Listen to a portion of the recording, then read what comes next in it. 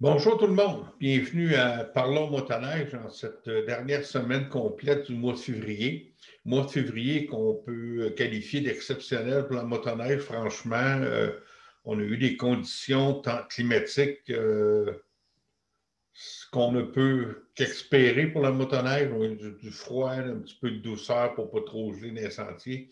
C'était franchement un très beau mois et il semble vouloir terminer aussi de même façon qu'il a commencé, donc on en profite, puis on devrait être même bon pour s'étirer jusqu'au mois de mars. Fait que je veux saluer nos auditeurs de TVME, Télé communautaire de Valcourt, TV Estribos, Mégantic, CCAP TV Lac-Beauport.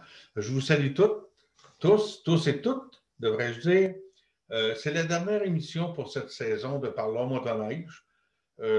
Franchement, je pense qu'on a quand même fait le tour assez bien. C'est un défi au début d'année, le fait de ne pas faire aucun tournage extérieur, de ne pas être en studio, de tout faire ça de chez moi. On a eu des invités via Zoom. Je pense qu'on a réussi à faire des choses intéressantes. C'est la dernière émission. J'espère que ça vous a plu. On vous dit sûrement l'année prochaine. Hein, c'est pas fini. Pour ce qui est des conditions de sentier, ce que j'ai commencé à parler, ben bon, le mois de février est exceptionnel. Les sentiers sont beaux partout. En tout cas, tout ce qui est le sud de la province, la Montérégie, ça se débrouille bien aussi en Chaudière-Appalaches.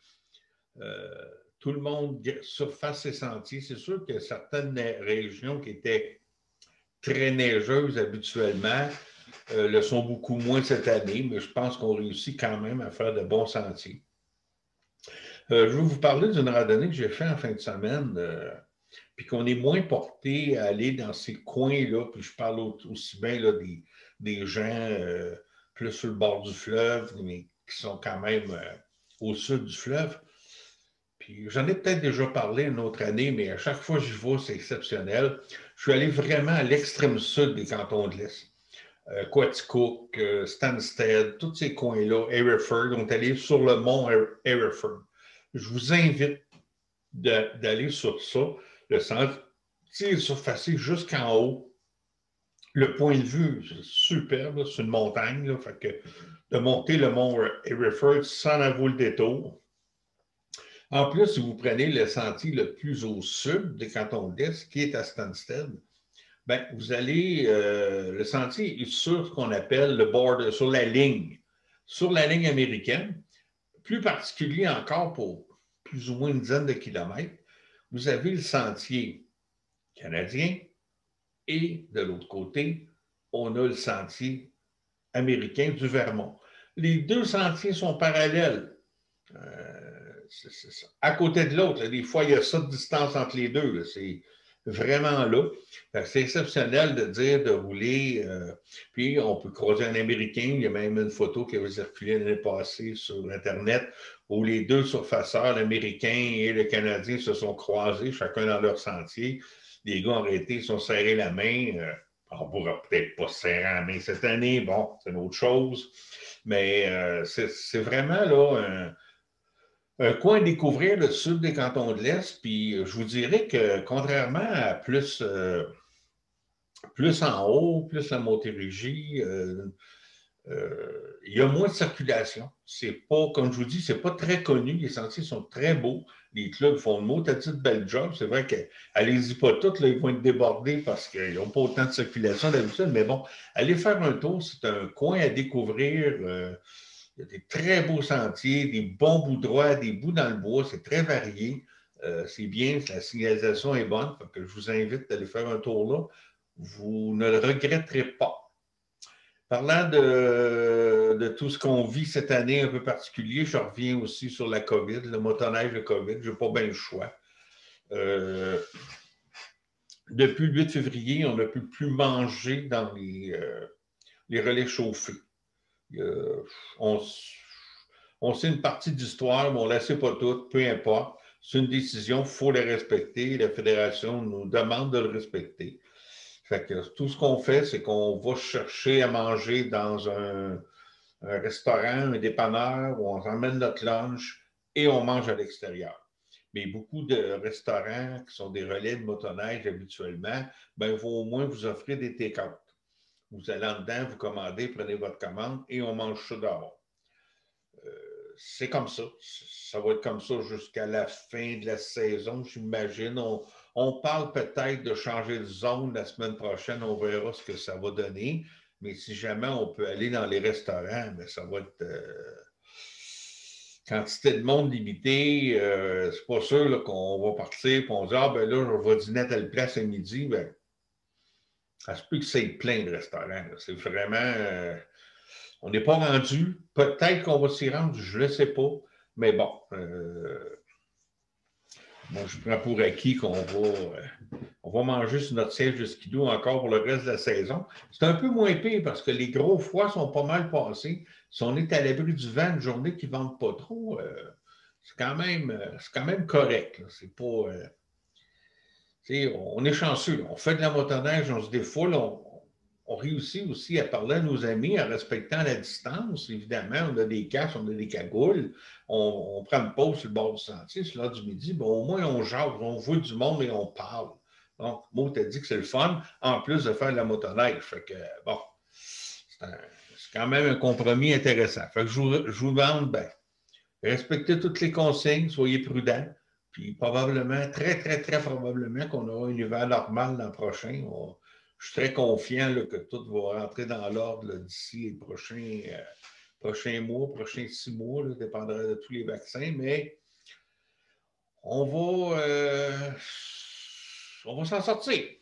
Bon, fait que pour les conditions de sentier, pour vous dire, c'est partout en province, c'est correct, c'est rare qu'on réussisse à dire ça. C'est super beau, profitez-en, il reste encore, je regardais les pronostics à long terme, je dirais qu'il reste encore facilement 2 semaines. Évidemment, avec le soleil, les températures autour du point de congélation, ben, les bords de route vont être un peu plus minces, mais il n'y a pas tant de soleil de prévu. Là, fait que ça dépend toujours de ça, mais bord de route, oui, mais on les fait, puis après ça, dans le bois, c'est beau. Fait que ça se peut, là.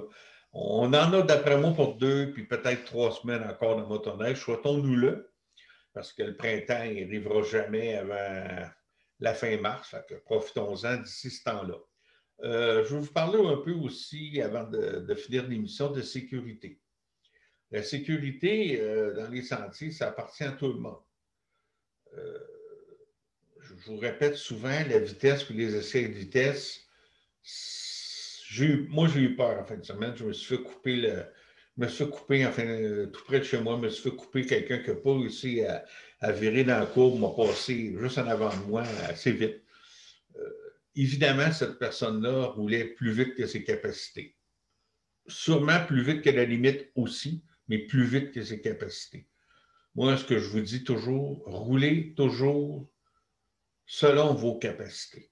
C'est important de respecter la limite de vitesse, j'insiste là-dessus, mais respecter ses capacités, ça veut dire que, advienne que pourra, je suis capable de m'immobiliser, je suis capable de tourner la courbe que je n'ai peut-être pas vue parce que la configuration du sentier ne me permet pas de voir. Donc, à ce moment-là, je ralentis. Ça, faut être prudent parce qu'il y a déjà quand même quelques décès cette année. Les médias en font toujours grand bruit.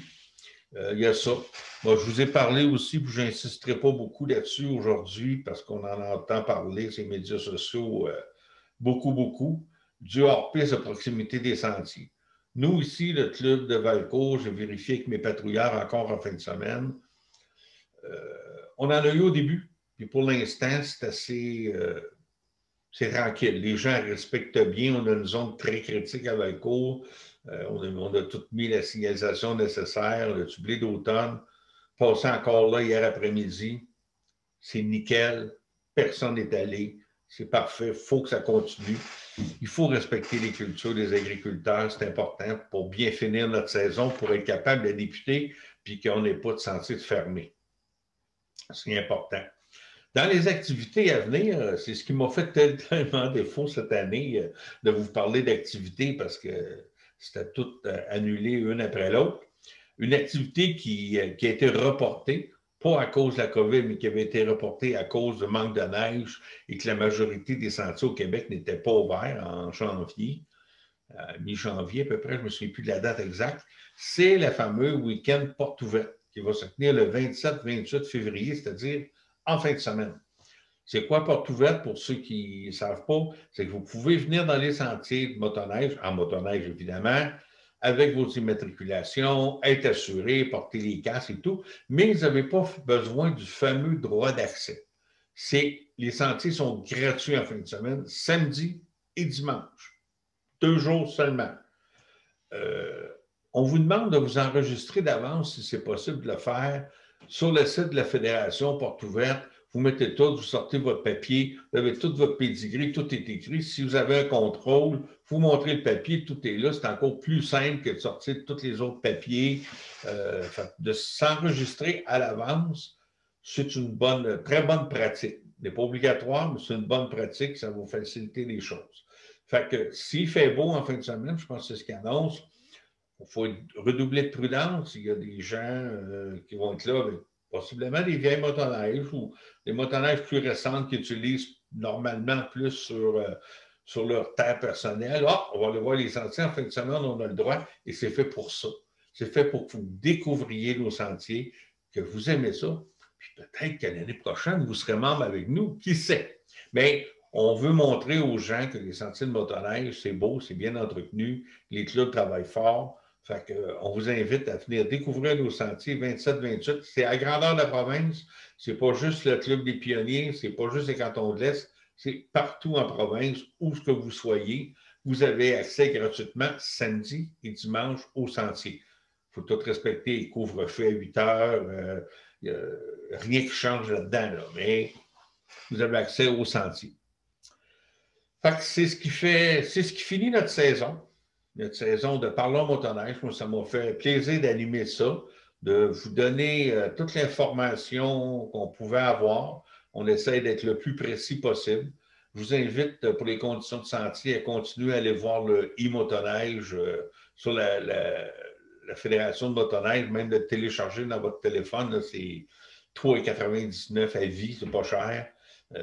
C'est un GPS dans le fond, vous êtes en sentier, vous sortez ça, il vous montre où vous arrivez, puis vous avez tous les sentiers autour, vous allez jouer avec les délais de surfaçage, vous savez sur combien de temps ça a été surfacé, donc c'est un très très très bel outil pour les conditions de motoneige, puis ça va être important, le plus que le printemps va avancer, il y a des bouts de sentiers qui vont fermer, parce qu'il va y avoir des rivières qui vont dégeler, il y a des coins aussi en Beauce qui ferment, peu importe la température, parce que les érablières commencent, il y a la circulation de tracteurs, il y a des boyaux d'installer, on ne peut plus passer avec les surfaceurs. Il y a quelques sentiers en Beauce principalement qui ferment avec l'arrivée des érablières. Puis c'est correct, c'est le gagne-pain de ces gens-là. On en profite tout l'hiver, sauf les 2-3 dernières semaines de mars, quand nos beaux érables du Québec ont commencé à nous donner cette manne-là qui nous fait du bon sirop. Fait que ça fait un terme à notre émission pour cette saison. J'espère que vous a plu. Moi, je vous dis, portez-vous bien, soyez prudents. À l'an prochain.